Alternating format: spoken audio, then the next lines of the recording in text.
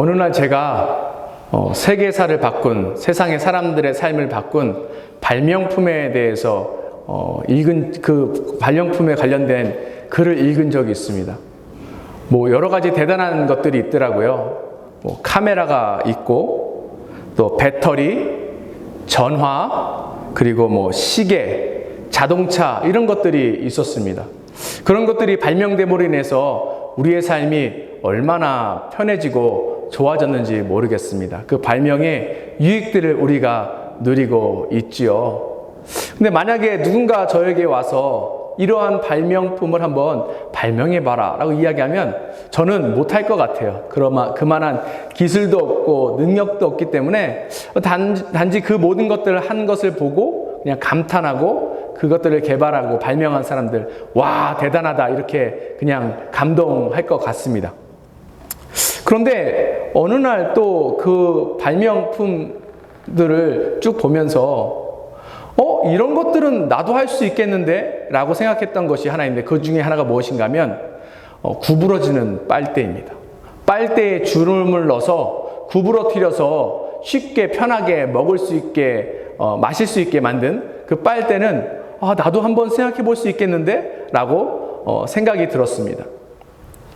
그 구부러지는 빨대를 만든 사람이 누군가 하면 조세프 프리드만이라는 사람인데, 이 사람이 어떻게 이것을 발명하게 됐냐면 그의 어린 딸이 빨대로 물을 마시는데 자꾸 흘리고 잘 못 마시더라는 거예요.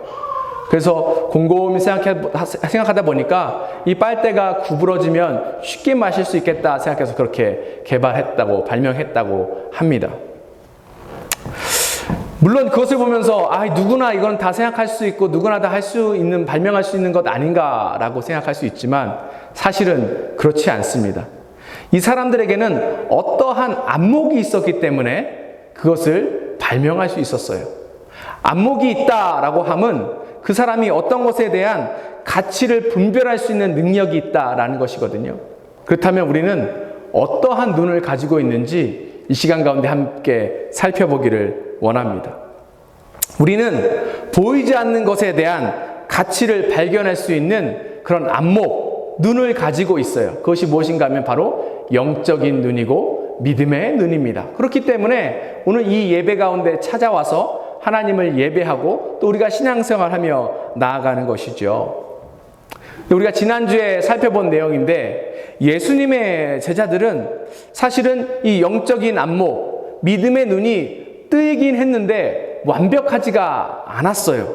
그래서 이들에게 예수님께서 지난주 본문 마지막에 뭐라고 이야기하시는가? 21절 보도록 하겠습니다. 이르시되 아직도 깨닫지 못하느냐 하시니라. 제자들이 아직 못 깨닫는 거예요. 아직 영적인 안목이 트이지 않은 것입니다. 믿음의 눈이 완전하게 트이지 않는 것이에요. 우리가 세상을 살다 보면 여러 가지 힘든 일들, 어려운 일들, 아픈 일들이 있습니다. 근데 이것을 이길 수 있는 힘은 결국은 이 영적인 안목, 믿음의 눈을 가질 때 승리할 수 있는 거예요. 그런데 오늘 본문을 보면 제자들은 갖지 못했던 이 영적인 눈, 영적인 안목을 가지고 있는 사람들이 등장합니다. 이 사람들이 이 믿음의 눈을 가지고 어떻게 어려움을 이겨냈는지에 대해서 함께 살펴보기 원합니다. 첫 번째, 믿음의 눈을 가진 사람은 주님을 찾아갑니다. 오늘 이야기의 시작은 예수님께서 베세다 지역에 도착하심으로 인해서 시작이 됩니다. 22절 함께 보도록 하겠습니다. 베세다의 이름에 사람들이 맹인 한 사람을 데리고 예수께 나와 손대시기를 구하거늘. 예수님께서 베세다라는 지역에 가셨는데, 예수님께서 그 지역에 도착하시니까 사람들이 시각장애인 한 명을 데리고 왔습니다. 이미 예수님께서 갈릴리 지역에서 꽤 오랜 시간 동안 또 많은 사역을 하셨기 때문에 그 지역의 유명 인사가 되었어요. 사람들이 예수님이 누구신 줄 알고 예수님의 능력에 대해서 잘 알고 있습니다. 그러니까 사람들이 예수님께서 베세다 지역에 오셨다라는 이야기를 듣고 그 주변에 있던 시각장애인 한 명을 데리고 예수님께 나아온 거예요. 근데 이 장면은 마가복음에서 꽤나 익숙한 장면입니다. 우리가 마가복음 2장에서 살펴봤던 중풍병자가 낫는 그 사건을 봐도 친구들이 중풍병자를 데리고 예수님께 나아오고요. 우리가 마가복음 7장에 살펴본 또 청각장애인을 보면 주변의 사람들이 또 이 청각장애인을 데리고 예수님께 나오는 장면을 볼 수 있습니다. 오늘은 어떤 사람들이 시각장애인을 데리고 예수님 앞에 나오는 장면이 나오는데 이 사람들이 예수님께 매달려서 도움을 요청하고 있습니다. 그런데 우리가 이 말씀을 많이 읽고 이 말씀에 가까이 접하다 보고 또 그래서 익숙하다 보니까 예수님께 문제가 있을 때 나아가는 것이 너무나도 당연한 것이 아닌가라고 생각하겠지만 사실은 그런 것이 아닙니다. 이 당시에 예수님이 나타나시면 예수님 주변에 수많은 무리들이 모여들었어요. 그런데 이 수많은 무리들이 그냥 예수님의 사역을 궁금해하고 관심을 갖고 구경하는 구경꾼들이 훨씬 더 많았지 예수님을 실제로 믿고 다른 사람들은 많지 않았습니다. 그럼에도 불구하고 이 사람들이 지금 이 시각장애인을 데리고 예수님께 나아올 수 있었던 것은 이 사람들은 특별한 안목을 가지고 있었기 때문에 그렇습니다. 이 안목이 무엇인가 하면 첫 번째 불쌍한 사람들에게 어떤 사람들을 보면서 불쌍히 여기는 그 연민을 갖는 그 마음이 있었기 때문에 그렇습니다. 주변에 시각장애인이 있다고 생각해 보세요. 이 사람의 삶이 얼마나 불편하겠습니까? 그런데 성경에서 이야기하는 불쌍히 여긴다라는 것은 단순히 아이고 안 됐네 어쩌다 저렇게 되었지? 라고 하는 것으로 그치는 것이 아니에요. 그런 마음은 불쌍히 여기는 마음이 아닙니다. 불쌍히 여기는다는 의미가 무엇인가 하면 어떤 사람의 아픔을 보고 그 아픔이 내 아픔으로 느껴지는 거예요. 그게 불쌍히 여긴다는 것을 이야기하고 있는 것입니다. 오늘 이 시각장애인 한 명을 데리고 온 사람들이 어떤 사람들인지에 대해서 성경은 그 정체에 대해서 이야기하지 않습니다. 이 사람들이 이 시각장애인의 친구일 수도 있고 친척일 수도 있고 또 가족이 될 수도 있고 이웃이 될 수도 있습니다. 그런데 우리는 몰라요. 근데 중요한 것은 무엇인가 하면 이 사람들이 시각장애인의 삶을 보고 굉장히 불쌍히 여겼다라는 것입니다. 그 사람의 문제가 나의 문제가 돼서 아주 애가 타는 거예요. 어쩔 줄 몰라 하는 것입니다. 그 마음이 있기 때문에 이 사람들이 이 시각장애인을 데리고 예수님께 나아올 수 있었던 것입니다. 우리 주변에 불쌍한 사람들이 많이 있지요. 많이 있습니다. 도움이 필요한 사람들이 또한 많이 있어요.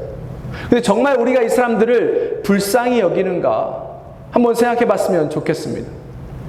최근에 저희가 함께 교제하고 있는 부부가 있습니다. 이 부부는 이미 자녀들을 다 키웠어요. 다 장성해졌습니다. 근데 이분들이 자녀 3명을 키우신 거예요. 그러니까 저희가 아이 3명을 키우는 거 보고 딱 그분들이 아이들 3명 키울 때가 생각이 나셨는지 저희를 굉장히 불쌍히 여기십니다. 그래서 여러 가지로 저희를 도와주려고 그렇게 많이 하셔요. 어떻게 이런 일이 있을 수 있어요? 불쌍히 여기는 거예요. 그분의 문제가 우리의 문제로 다가오는 것입니다. 그러니 그 사람을 불쌍히 여기고 불쌍히 여기니까 특별히 어떠한 행동을 하면서 그 사람을 도울 수 있게 되는 것입니다. 또 이 사람들은 특별히 어떤 안목을 가지고 있었냐면 믿음의 안목을 가지고 있었습니다. 예수님께 찾아가면 어떤 문제든지 다 해결될 수 있다라는 믿음을 이 사람들은 갖고 있는 거예요. 오늘 이 사람들과 이 시각장애인은 이 벳세다 지역 사람이 아닙니다. 이 사람들은 벳세다 지역이 아니라 다른 곳에서, 다른 마을에서 지금 예수님이 오셨다라는 소식을 듣고 찾아온 사람들이에요. 그런데 먼 곳에서부터 이렇게 예수님을 찾아올 수 있었던 가장 큰 이유가 무엇인가 하면 예수님께 나아가면 예수님께서는 이 모든 문제들을 해결하실 수 있다라는 믿음 때문에 그렇게 했던 것입니다. 22절을 다시 한번 보도록 하겠습니다. 22절을 보시면 여기 사람들이 예수께 나와 손대시기를 구하거늘 이렇게 이야기하고 있는데, 이 구하다라는 이 동사가 원어로 보면 어떤 의미를 가지고 있냐면 솔직하게 도움을 요청한다라는 의미를 가지고 있어요. 그러니까 그냥 손대시기를 구하거늘 이라기보다는 손대시기를 간청하거늘 이라고 번역하는 것이 훨씬 원어에 가까운 것입니다. 이 사람들이 솔직하게 주님 앞에 도움을 요청하고 간청할 수 있었던 이유가 무엇인가 하면 예수님은 이 모든 문제를 해결할 수 있다라는 믿음이 있었기 때문에 그런 것입니다. 이 시간 가운데 제가 여러분들께 질문하기를 원합니다. 여러분들은 예수님이 누구라고 생각하세요? 예수님이 우리의 구주이십니까? 맞죠. 예수님께서 우리의 하나님이 되십니까? 맞습니다. 예수님께서 하나님이시기 때문에 예수님께서 어떠한 문제도 해결하실 수 있다는 사실을 믿으십니까? 믿습니다. 아멘 하시죠. 그런데 이 믿음이 예배 때에만 머무르고 있는 것이 아닌가 한번 살펴봤으면 좋겠어요.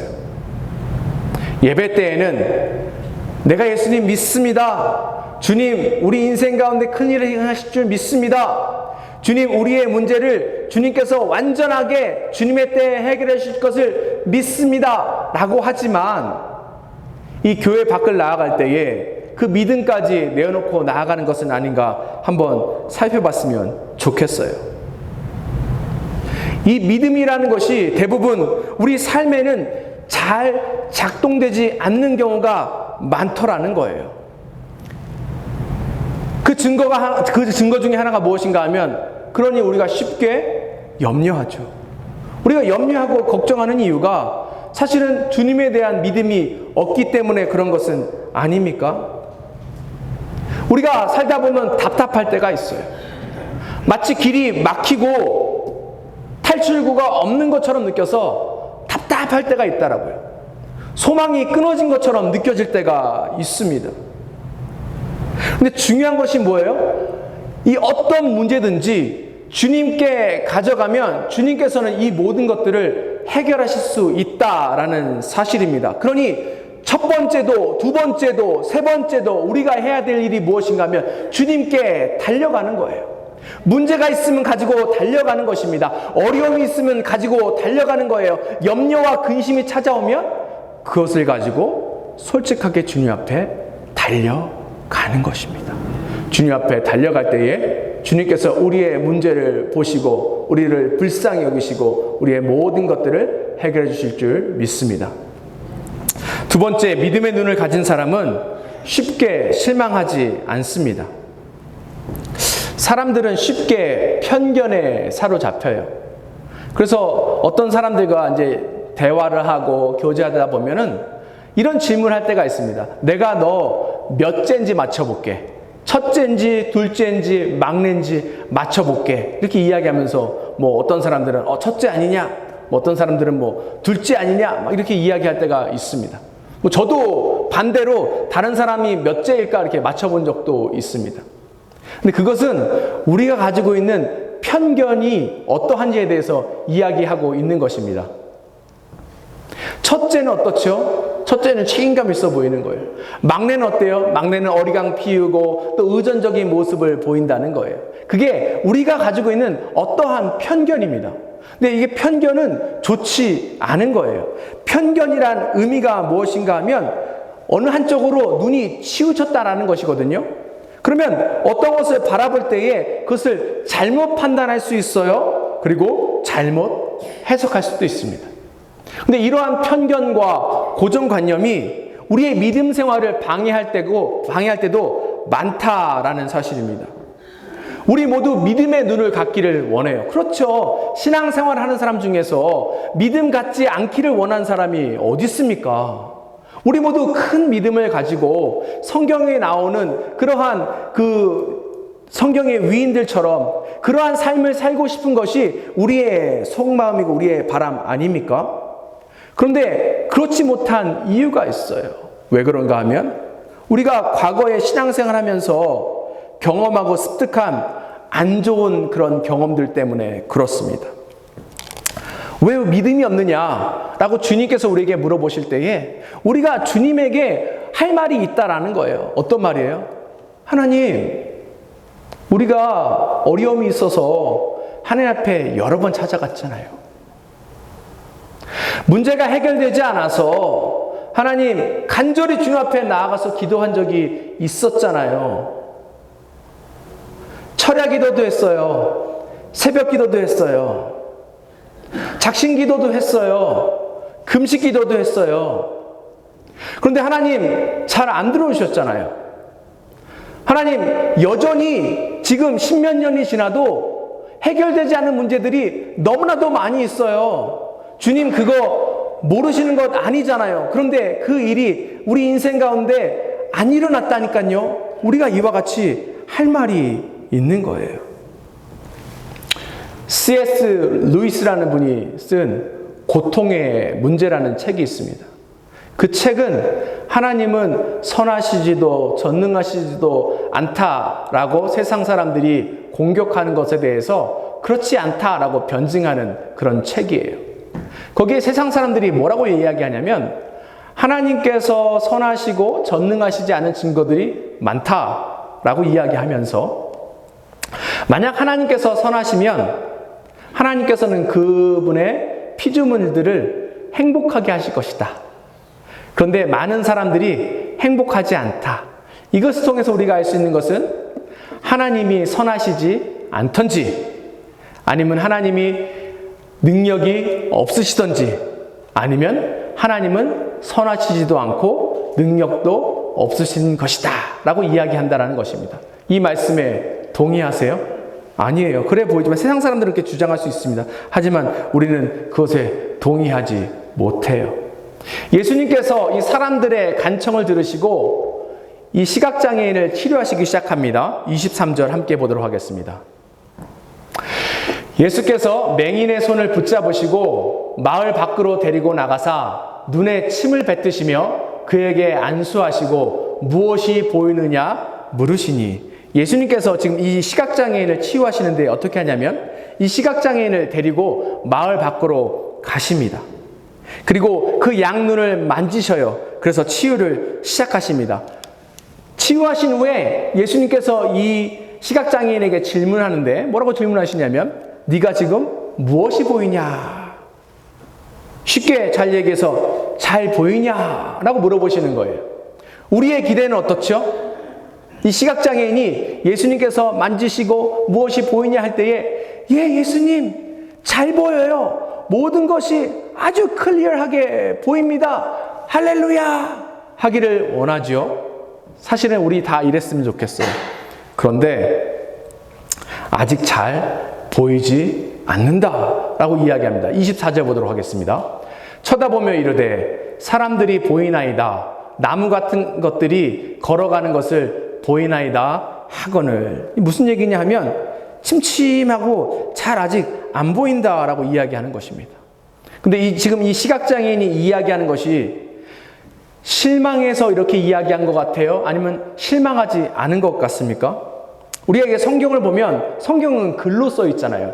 그래서 말하는 사람의 톤이라든지 감정에 대해서 느낄 수 없습니다. 그러니까 읽는 사람의 그 마음에 따라서 이 사람이 불평불만한다고 생각할 수도 있고 아니다, 실망하지 않았다라고도 생각할 수 있습니다. 그런데 만약 이 사람이 실망했다면 이렇게 이야기했을 것 같아요. 예수님께서 뭐가 좀 보이냐라고 물어보시니까 예수님 뭐 보이긴 하는데 너무 흐릿흐릿해요. 이게 뭐예요? 똑바로 보일 수 있게 도와주셔야 되잖아요. 아니 어떻게 이럴 수 있습니까? 라고 이야기할 수 있을 것 같아요. 그런데 제가 봤을 때 이 시각장애인은 전혀 예수님에게 실망하지 않았습니다.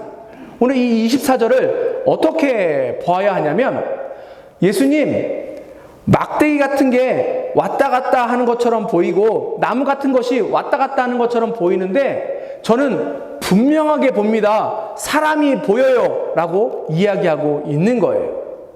밑에 영어 성경을 보면 뭐라고 써 있어요?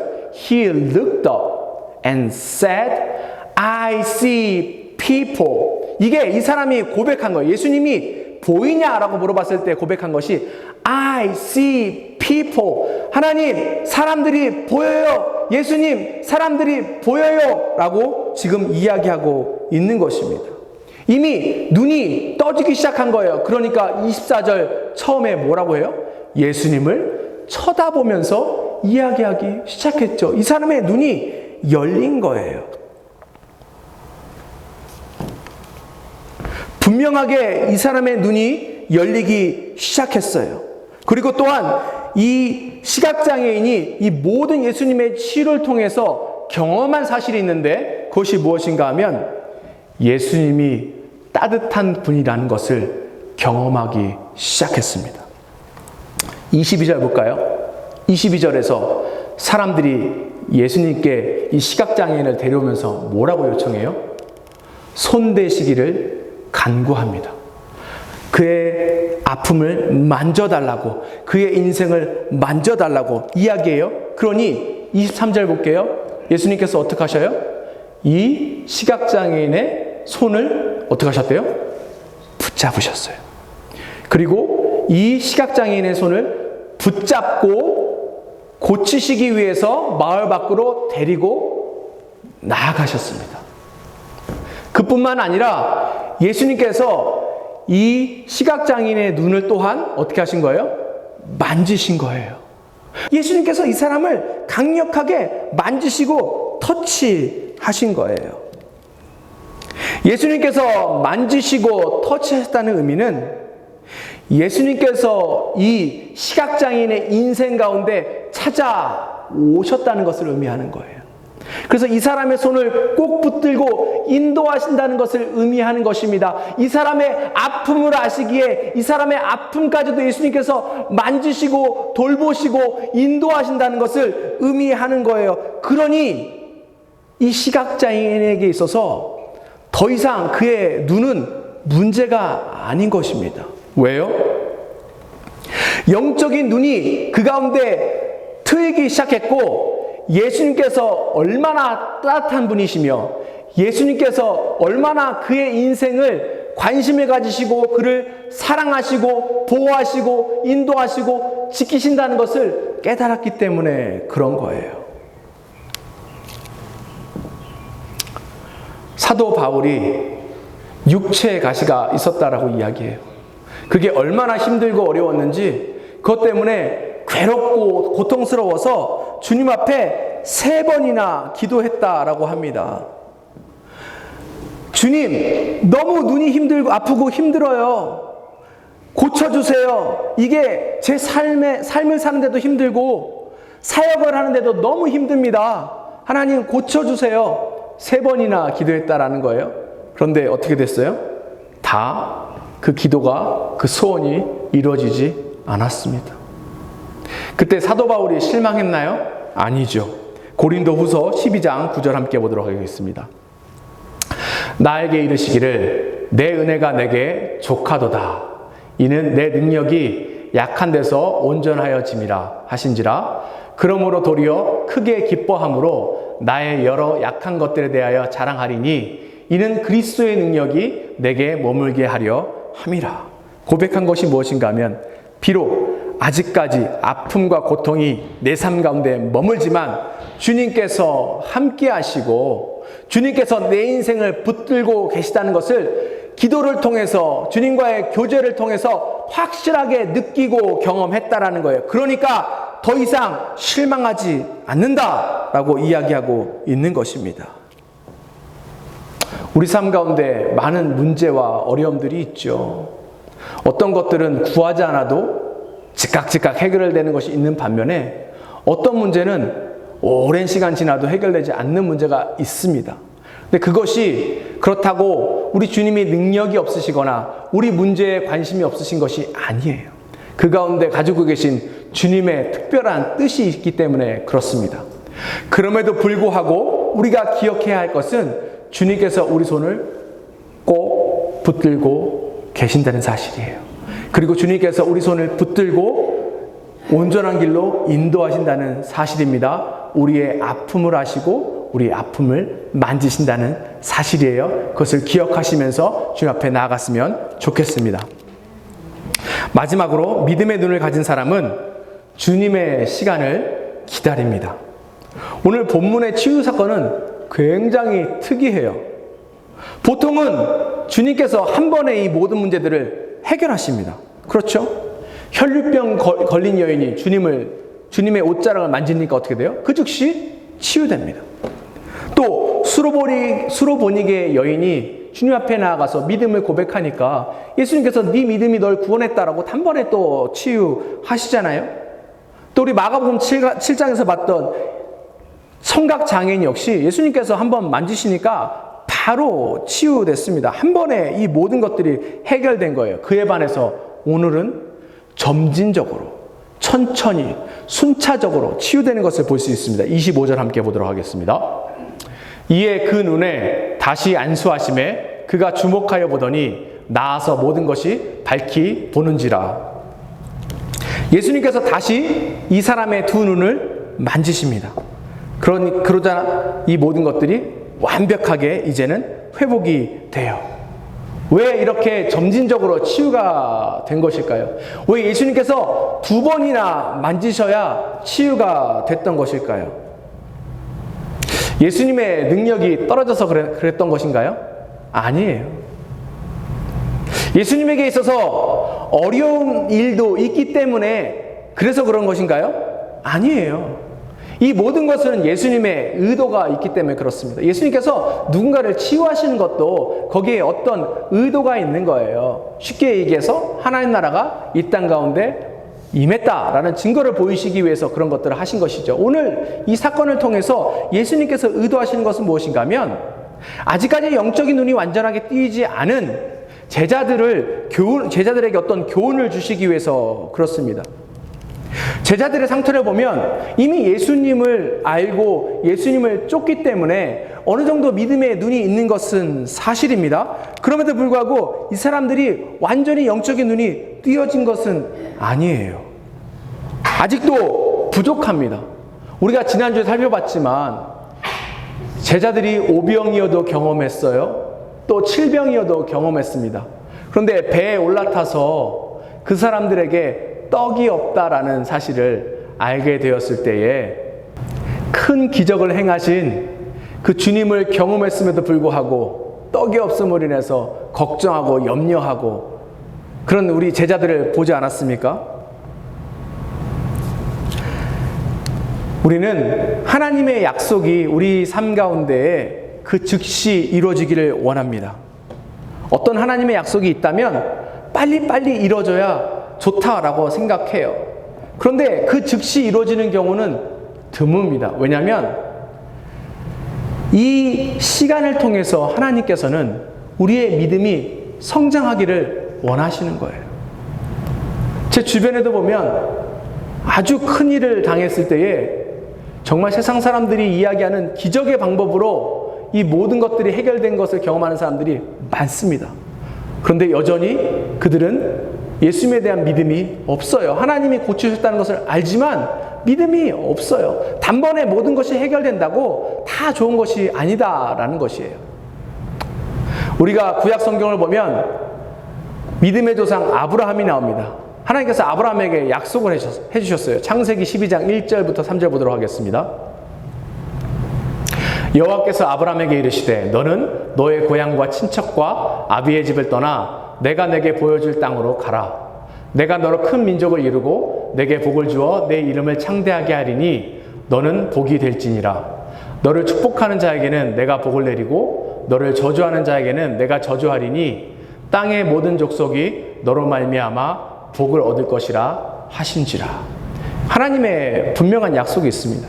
특별히 자녀에 대한 약속을 아브라함이 받았어요. 이때가 75세입니다. 근데 아브라함이 몇 세 때 그의 아들 이삭을 얻어요? 100세 때였죠. 이 약속이 이루어지는데 25년이라는 시간이 걸립니다. 그러니까 이 25년의 시간을 기다리는 것이 아브라함이 너무나도 힘이 드는 거예요. 그래서 중간에 어떤 일을 했는가? 이 약속을 믿지 못하고 그 여종인 하갈을 통해서 아들 이스마엘을 낳습니다. 근데 이것이 이 아브라함의 가문에 있어서 큰 어려움을 낳게 되죠. 나중에 이 이스마엘이 이삭이 태어났을 때에 질투해서 조롱하고 괴롭히고 이것을 바라본 사라가 또 이스마엘을 내쫓고 하는 일들이 생겼습니다. 하나님의 약속을 신실하게 기다리지 못함으로 인해서 겪었던 어려움이에요. 하나님의 약속을 신뢰하지 못하고 신실하게 기다리지 못할 때 나타나는 어려움들을 우리가 잘 알고 있는 거예요. 기다리는 것이 쉬워요? 어려워요? 어렵죠. 몇 시 몇 분에 무슨 일이 생긴다라는 것을 알아도 그 시간 기다리는 것이 너무 힘들고 어려워요. 제가 군대 갔을 때에 제대하기 한 달 전부터 그렇게 시간이 안 가더라고요. 빨리빨리 시간아 지나갔으면 좋겠다라고 생각하는데 그때부터 시간이 너무 안 가는 것입니다. 기다리는 것은 어려운 거예요. 그러니 우리에게 필요한 것이 무엇인가 하면 이 기다릴 수 있는 능력, 오래 참음이 필요합니다. 이 성령의 열매 중에 보면 오래 참음이라는 열매가 있는데 어떤 영어 성경은 이 오래 참음을 patience라고 번역하는 것도 있는 반면에 또 어떤 성경은 이 오래 참음을 long suffering 이렇게 번역하는 것도 있습니다.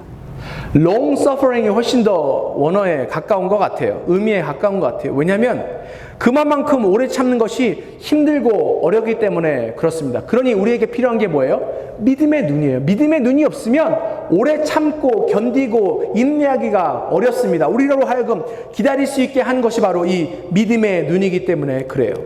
이에 그 눈에 다시 안수하심에 그가 주목하여 보더니 나아서 모든 것을 밝히 보는지라. 여기 보면 이제 동사가 3개가 연속해서 나오죠. 어떻게 나와요? His eyes were opened. 그 다음에 his sight was restored. And he saw everything clearly. 순차적으로 나와요. 근데 처음에 그가 주목하여 보더니 라는 단어가 나오는데 주목하여 본다라는 그 의미가 무엇인가 하면 눈을 크게 뜨고 본다라는 것을 의미해요. 그러니까 그가 눈을 크게 뜨기 시작하고 눈을 크게 뜨기 시작하니까 그의 눈이 회복되기 시작하고 마침내 모든 것을 볼 수 있었다라고 지금 이야기하고 있는 거예요. 예수님께서 두 번째 이 사람의 눈을 만지시고 이제 뭐가 보이느냐라고 물어보셨을 때 이 사람이 예수님에 대한 신뢰, 믿음이 있었기 때문에 다시 한번 눈을 크게 뜰 수 있는 것입니다. 만약에 믿음이 없으면 앞에도 안 보였는데 지금도 보이겠냐라고 생각했을 거예요. 그런데 이 사람은 예수님에 대한 신뢰가 있었기 때문에 눈을 크게 뜬 것입니다. 약속을 믿었기 때문에 눈을 크게 뜨기 시작한 거예요. 눈을 크게 뜨기 시작하니까 그 눈이 회복되고 밝히 보게 되었습니다. 기다림을 위해서 참고 인내하기 위해서 우리가 믿음의 눈이 필요하다고 제가 앞에 말씀드렸는데 결국 이 믿음의 눈을 위해서 필요한 것이 무엇인가 하면 하나님의 약속을 기억하는 거예요. 하나님의 약속을 신뢰하는 것입니다. 하나님이 그럼에도 불구하고 나와 함께 있다라는 것을 기억하고 아는 거예요. 근데 우리가 어떻게 이런 것을 알까요? 우리는 너무나 쉽게 잊어버려요. 주변의 상황과 환경이 조금만 우리의 관심을 흐트러뜨리고 어렵게 만들면 하나님의 약속 쉽게 잊어버립니다. 하나님에 대한 신뢰 우리는 너무나도 쉽게 잊어버려요. 그래서 우리에게 필요한 것이 무엇인가 하면 늘 하나님의 말씀을 우리 주변에 두는 거예요. 하나님의 말씀을 늘 우리 주변에 두고 그 말씀을 늘 읽고 그 말씀을 늘상 묵상하고 그 말씀을 늘상 암송하며 나아가야 합니다. 그래야 우리가 하나님의 약속을 잊지 않는 거예요. 우리가 하나님의 약속을 기억해야 하나님이 우리와 함께 하신다는 사실을 우리가 더욱더 기억하고 신뢰하며 나아갈 수 있는 것입니다. 말씀을 마무리하도록 하겠습니다. 어떤 죄수가 쿠바라는 그 나라의 감옥에서 14년 동안 독방에 갇혀 있었다라고 합니다. 그런데 그 사람이 풀려나고 난 다음에 어떤 사람이 질문했어요. 어떻게 그 14년이라는 시간을 독방에 갇혀 있음에도 불구하고 사기를 잃지 않고 희망을 얻고 있을 수 있었는가? 라고 물어봤을 때 이 사람이 가지고 있던 한 가지 비결을 이야기해 줬습니다. 그것이 무엇인가 하면 이 사람이 이렇게 이야기했어요. 맞아요. 독방이기 때문에 창 하나 없는 그런 어두컴컴한 그런 방이었습니다. 어두컴컴한 곳에 있다 보면 믿음을 잃게 되고 희망을 잃게 되고 그래서 포기하고 싶을 때가 너무나도 많아졌어요. 그래서 저는 제 마음속에 창을 하나 만들기 시작했습니다. 제 마음속에 창을 하나 만들고 그 창 밖에 아름다운 풍경이 있는 그 모든 것들을 그리기 시작했어요. 계절마다 바뀌는 아름다운 그 모습들을 늘 마음에 품었습니다. 그래서 힘들고 어렵고 낙마하고 좌절할 때마다 저는 마음속에 있는 그 창을 통해서 바깥에 있는 그 풍경들을 보면서 희망과 그 모든 것들을 잃지 않았습니다. 라고 이야기했습니다. 이 사람은 어떠한 안목을 얻게 된 거예요. 이 좋은 안목이 이 사람으로 하여금 어려움을 이겨내게 했습니다. 우리 눈은 망막이라는 것을 통해서 어떤 사물을 보고 사물을 분별합니다. 그런데 안목이라는 것은 달라요. 우리가 좋은 안목을 갖기 위해서는 어떤 배움이 필요하고 경험을 통해서 이것들을 얻을 수 있는 것입니다. 영적인 안목도 마찬가지입니다. 영적인 안목도 우리가 경험을 해야 돼요. 우리가 주님으로부터 어떤 것들을 배우며 나아가야 합니다. 우리가 주님을 만나고 경험할 때에 믿음의 안목이 생기기 시작하는 것이고 또 믿음의 눈이 생기기 시작하는 것입니다. 우리가 단번에 사도 바울과 같이 될 수 없어요. 우리가 단번에 사도 베드로와 같이 될 수 없습니다. 오늘 본문을 보시면 심지어 예수님의 제자들도 아직까지 완전한 영적인 안목이 없지 않습니까? 예수님께서 우리에게 무엇이 보이느냐라고 질문했을 때에 우리가 바라봐야 할 것은 우리의 아픔도 아니고 우리의 문제도 아니고 우리의 어려움도 아닙니다. 주님께서 우리에게 무엇이 보이느냐라고 물어봤을 때에 주님께서는 이것도 해주시지 않았고 저것도 해주시지 않았고 이 모든 것들을 해결해 주시지 않았습니다 라고 불평하는 것도 아니에요. 주님께서 무엇이 보이느냐라고 물어봤을 때 우리는 시선을 돌려서 주님을 바라봐야 합니다. 네, 우리의 삶을 인도하시는 주님을 바라봅니다. 네, 제 손을 꼭 붙들고 있는 주님을 바라봅니다. 네, 저는 저의 삶을 온전한 곳으로 인도하시는 주님을 바라봅니다. 라고 고백해야 할 것이에요. 그래야 우리 삶 가운데 기쁨과 평강이 넘쳐나게 됩니다. 다시 한번 말씀드립니다. 어려울 때에 주님 보세요. 힘드실 때에 주님 보세요. 영적인 안목이 트여서 우리 모든 삶 가운데 승리하시는 저와 여러분들이 됐으면 좋겠습니다. 함께 기도하겠습니다.